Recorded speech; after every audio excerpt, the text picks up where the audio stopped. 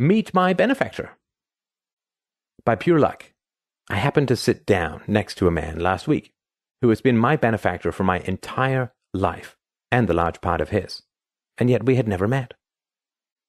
In fact, though he has been serving me faithfully for 3 decades, looking after my well-being and trying to improve my standard of living, he didn't even know my name. Actually, he still doesn't, because it is slightly odd to get too personal with the guy in the next seat on a plane. We all know this. And yet I did tell him of my deep gratitude for all he has done. This man is in charge of marketing for one of 6 manufacturing plants in North America that makes oriented polypropylene for packaging materials. This substance is called OPP for short. He goes around to companies that make stuff like drinks and candies and other products and explains to them the advantages of OPP, about which more in a bit. This man is on the road constantly and has a stack of airline reward cards to prove it. He is like the George Clooney character in the movie Up in the Air, a seasoned traveler married to his work. His work is to be the eyes and ears of the company as it deals with its product purchasers. His life is lived in the B2B, the business-to-business transactions that are invisible to the consuming public. His vocabulary is industry-specific, filled with neologisms that no one outside of the packaging world could understand. He can tell you the chemical properties of a bag from 5 feet away. He can explain why a bag is easier to tear one way and harder the other.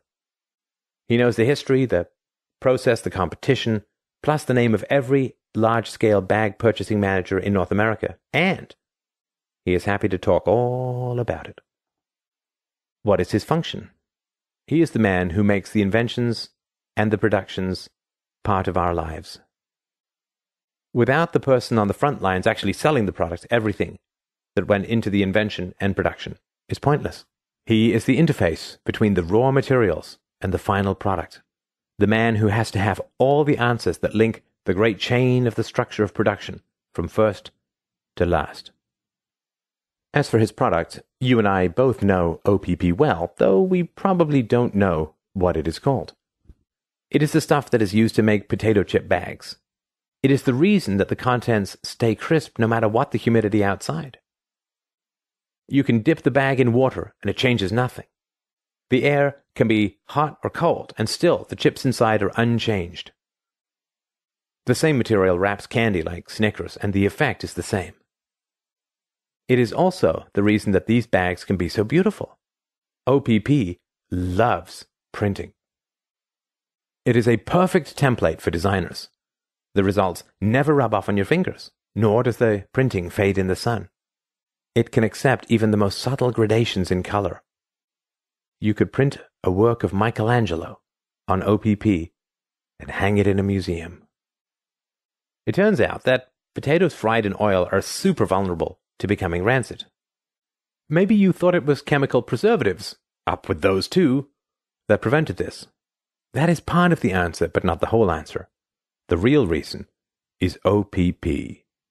This is what stops the degenerative process. This is not a problem for other fried items like pork rinds, which is why they often come in see-through bags. OPP is not see-through, and that is good. The product inside doesn't like the light. OPP keeps that out too. OPP has other nice features. It has a very low dead fold capacity, which is why when you wad up a potato chip bag, it bounces right back to its original shape. This is to protect the contents inside. That's why in the 1960s, bags of potato chips came with crumbled contents, but today, they are mostly intact and perfect. You thought it was just because it was filled with air? Well, ask yourself why the air doesn't escape. The answer again, OPP. It seals perfectly. This stuff is impenetrable.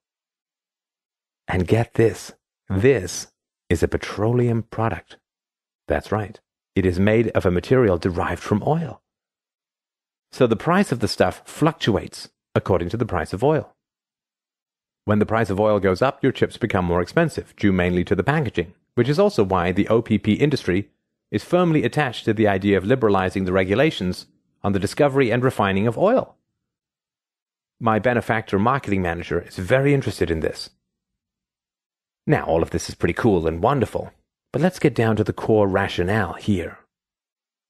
What is all the fuss about? Why was OPP invented? And why is it marketed? And why is it used so much around the world? Why does this man spend his life on the road and follow every bit of industry news? What is the point of all of this? It is for one reason: my well-being. Yours too. It is to please us and make our lives that much better. It is for the consumer that the producer produces, and it is for the consumer that everyone in all stages of production strives to make an ever better product. It all comes down to that bag of chips you pick up with your submarine sandwich. This is why millions of people in the OPP industry around the world dance the dance. It is why the potatoes are grown, chopped, fried, bagged, and shipped to millions and millions of places. The heck of it is that these people get no credit. No bag of chips says, "This bag is made by Joe's OPP factory." No. They are anonymous benefactors of society. Hardly anyone thinks of them. And yet, if you bought a bag of chips that was full of rancid crumbs, you would know the difference. You would be annoyed at the store that sold them, at the company that made them, and maybe even at the economic system that allows people to profit from selling bad stuff. Private OPP producers prevent this from happening millions and millions of times per day. You and I are running this show, and we don't even know it. The producers of these bags are serving us slavishly every day, and we don't know or care.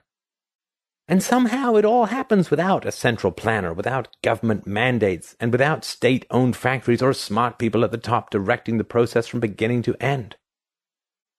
All that needs to take place to bring about this complex and brilliant system is that we have to have a desire for a good potato chip. The rest happens on its own, a self-managing system that responds to the tiniest of signals.